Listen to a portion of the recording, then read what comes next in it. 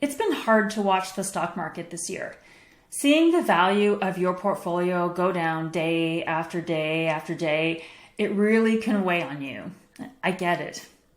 You might be feeling nervous or you might be feeling anxious and wondering whether you've made the right decision to be invested in the stock market and whether you'd be better off in GICs. Or maybe you have some cash sitting in an account and you're not sure whether you should invest it and maybe just wait for the market to recover. If you're feeling this way, I want you to ask yourself this question.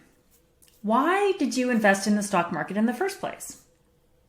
The answer is probably because you want your savings to keep up with inflation. You don't want the purchase power to be eroded over time.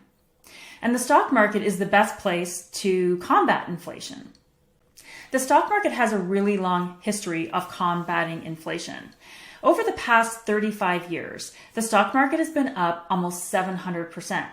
But at the same time, inflation was up a little over 130%. So that is a big difference where the value of your savings has gone up a lot more than inflation. Now, over the past year, it hasn't been that way. Inflation's been high at about 7%, and the Canadian stock market is down about 5%. So you've seen quite a significant erosion in your purchasing power. And I know that doesn't feel good. But you have to remember you're a long-term investor. And so it's that 35-year time horizon that you really want to think of.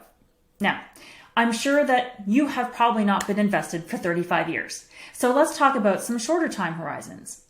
Over the past 10 years, the stock market has returned about 97%, while inflation is up 41%. So again, another big gap where the stock market wins. Over the past 5 years, the market is up about 67%, while inflation is up about 20%. Now, of course, this doesn't work over all time frames, like in the past year, as we've seen. And there was another time horizon, which was the late 80s and early 90s, when we had high inflation coupled with a few years of poor stock market returns. So over a 5-year period in the late 1980s, no, your money would not have kept pace with inflation. Your savings would have not kept pace with inflation. But here's the thing. If you had just hung on for another couple of years, you would have experienced a strong rebound in the stock market and your purchasing power would have been fully restored. So here's a lesson. Here's the message from that.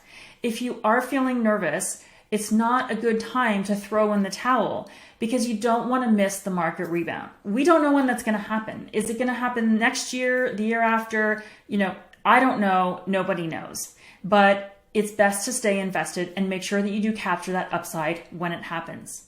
And of course, the most important thing to remember is inflation protection is very, very crucial, especially when we're talking about really long-term money, such as your retirement money. You absolutely need to have that inflation protection, and the stock market is the best place for that.